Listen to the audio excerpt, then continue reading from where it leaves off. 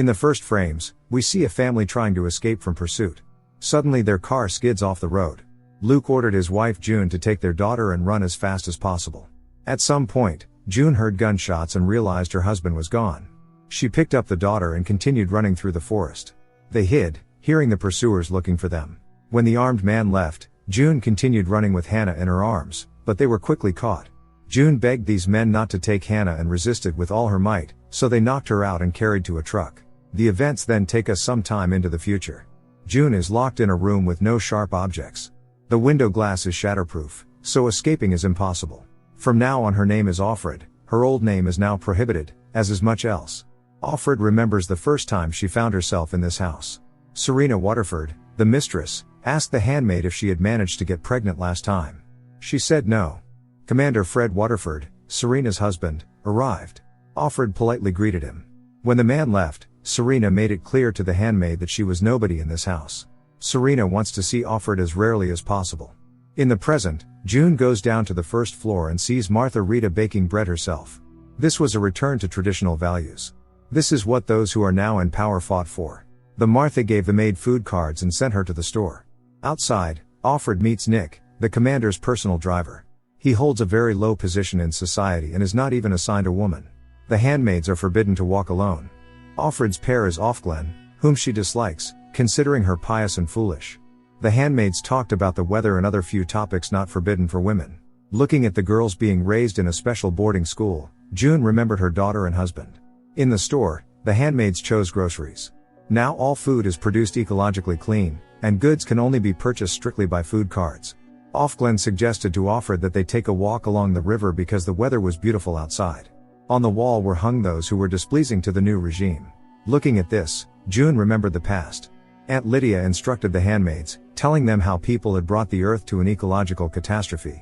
June and other newcomers were taken to the classroom. Among the handmaids, June saw her friend Moira. They used to study and relax together. Moira was always with her girlfriend. But now the world has changed. Aunt Lydia told that the handmaids were the only women on the planet who had not lost their fertility. And from now on, they would serve the commanders, the leaders of the country, and their infertile wives to fulfill God's purpose. A girl named Janine said it was absolute madness. For disobedience, Aunt Lydia punished her with an electric shocker. Then the unruly handmaid was taken away. Before being assigned to families, the handmaids were placed in the red center.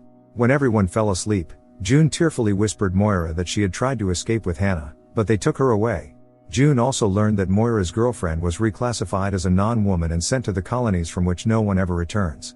In the present, June began to prepare for the ceremony, which would take place today. Before the ceremony, it was customary to take a bath to cleanse oneself. Lying in the tub, June remembered her daughter. In the evening, the woman came to the owner's room and knelt down, as it was proper to recite the prayer. In fact, June was remembering Janine, who was confessing in the presence of the other handmaids. She admitted that a few years ago, some acquaintances took her to a secluded place and did inappropriate things. Aunt Lydia ordered Janine to answer whose fault it was. The handmaid said she did not know. At the urging of the aunt, the other handmaids began to repeat that it was Janine's fault. In the present, Rita and Nick also entered the room, as they were required to attend the ceremony. Serena smoked, expressing her displeasure at the husband's tardiness. Finally, Fred joined the ceremony. He read a passage from the Bible about Rachel, who was childless and gave a handmaid to her husband Jacob to bear children. June was lying on Serena's lap while Fred performed his reproductive duty. Everything happened in a very ascetic atmosphere, unnecessary touches strictly prohibited. When it was over, Serena barely held back tears. Fred left silently, and Serena smoked again, driving the handmaid out of the room. Left alone, she cried. In bed, June felt unbearable disgust for herself. In a state of panic, she ran outside in just her nightgown, although it was not allowed. Nick, living in the cabin opposite, saw her. Fearing that he would report her misconduct, June returned to the room, remembering how Janine began to lose her mind. June tried to bring her back to her senses, but it didn't help. Then Moira slapped Janine, saying that if she didn't stop, the eyes would grab her and send her to the colonies, which was a one-way trip. June helped the girl to the bed, wanting to support her somehow. Moira advised the friend to control herself and not give in to this collective madness, otherwise she would never see her daughter again. In the present, remembering Moira's advice, June finally managed to calm down. Surprisingly, the black van did not come for her. That means Nick hasn't told anyone about what he saw last night. The bell has rung 3 times. This means that today is the deliverance. All the handmaids were gathered in the woods, armed men guarded the perimeter. The handmaids lined up in several rows. Meeting an old acquaintance, June asked her if she had heard anything about Moira. Overhearing the conversation, Janine, who was pregnant, said that Moira was sent to the colonies for attempting to escape. So most likely she is no longer alive. June was deeply shocked by this news. Aunt Lydia ordered the handmaids to kneel down and told them about the regrettable circumstances that brought them all together on this morning. The eyes brought out the man who encroached on a handmaid, causing her to lose her baby. Such a terrible crime is punishable by the highest penalty. At Aunt Lydia's command, the handmaids stood up, took off their bonnets and formed a circle, preparing for the deliverance. When the whistle blew, the handmaids began to exact the justice on the criminal, unleashing all the hatred that had built up inside them over time. After it was all over, the handmaids dispersed. On the way home, June remembered telling Moira about her pregnancy.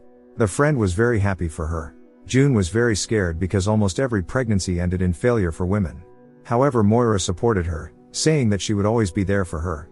In the present, to June's surprise, Ofglen told her that she was sorry about what happened to her friend. Even more surprising was to hear the pious handmaid reminisce about the past, which was also strictly forbidden. Ofglen admitted that she had to pretend like everyone else. They have no choice because it's the only chance to survive. June told the new friend about her daughter, and in turn Ofglen told about her wife who managed to escape to Canada with their son, while Ofglen was caught at the airport. The women were pleased to finally get to know each other for real. Suddenly before leaving, Ofglen told Offred that there was an eye in her house. Shocked by this statement, June began to suspect everyone around her. The commanders came to see Fred Waterford to address official matters. Upon seeing the handmaid, Serena ordered her to go to her room. June Osborne was determined to survive at any cost and find her daughter. So far, June's life continued in its usual course. During the latest ceremony, she tried to think about extraneous things to keep from going insane. The only joy for June was her conversations with Ofglen. With each passing day, they got to know each other better and better. June shared that she used to work as an assistant editor at a publishing house. Nowadays, women are forbidden from reading. Ofglen taught biology at the university. After the revolution in the country, all teachers were sent to the colonies, but Ofglen was lucky. She was capable of bearing children, so the authorities turned a blind eye to her sinful past. June asked her new friend directly how she knew there was an eye in her house. Ofglen didn't have a chance to answer because a black van with tinted windows stopped near them. The eyes grabbed some man. Later, Ofglen offered the woman to join them. It turned out that there was a resistance aimed at restoring freedom to all citizens. Offred's first task was to find out any information about the commander. June struggled to comprehend what she heard for a long time. What's left of the United States of America is now called Republic of Gilead. June can't believe she once lived in a free country. At home, Nick hinted to Offred that she should be careful with Ofglen. According to him, she's dangerous. June was surprised to learn from Nick that the commander wants to see her in his office room at 9 in the evening. The handmaid are forbidden to be alone with commanders, so June is afraid that Fred somehow learned about her conversation with Ofglen. A red car arrived at the house. All the handmaids were taken to Commander Warren's house, where Janine is supposed to give birth today. Everyone is very excited about the upcoming event, as the chances of a healthy baby are 1 in 5. June remembers the day when her contractions started. Luke took her to the hospital. Many people gathered near the building, praying for June. There's a festive atmosphere in Warren's house. The commander's spouse, surrounded by other wives, is simulating the birthing process. It looks like collective madness. In another room, Janine is giving birth, surrounded by handmaids. Aunt Lydia was in charge of the process. All the handmaids encouraged Janine, telling her to breathe. June remembers holding her daughter for the first time. It turned out that Hannah was born completely healthy, which was a true miracle in the current reality. June was shocked to learn that Hannah was the only child born this night. Looking at the empty baby boxes, June felt horror. In the present, June served the commander's wives. Seizing the moment, she told Ofglen that Fred Waterford wanted to see her in his room tonight. Serena ordered the handmaid to go with her. Commander's wives wondered if Janine was all right. When Serena offered a cookie, she had no choice but to gratefully accept it. Having gone to the restroom, June spat the cookie into the sink, feeling disgust. Janine's contractions increased in frequency. To ease the handmaid's condition, she was moved to a chair. Mrs. Warren came in and sat next to her, simulating childbirth. Finally, Janine gave birth to a girl who looked completely healthy. The handmaids and wives were happy, looking at this little miracle. The baby was handed over to Mrs. Warren. She named the girl Angela. Seeing this, Janine burst into tears. June and the other handmaids hugged her to comfort. June remembered waking up in the middle of the night, realizing that Hannah was not here. Going into the hallway, she met her husband who had no idea what was going on. Suddenly an alarm sounded. It turned out that some woman who had lost her mind due to a failed pregnancy, took Hannah away, believing that she was her daughter.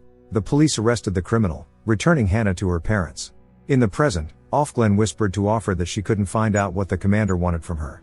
But Ofglen is sure that everything will be okay. Perhaps Commander Waterford just needs female attention. This happens often.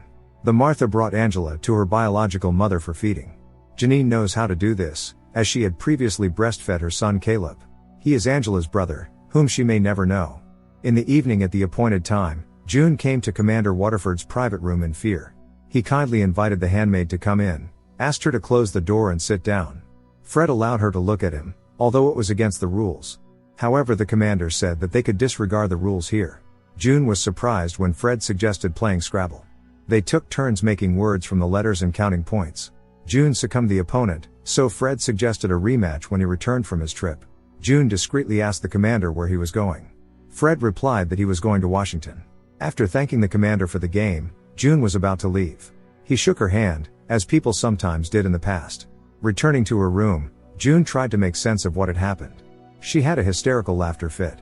The next day while out shopping, June planned to tell her friend about the meeting with the commander. But instead of her friend, she saw another Ofglen.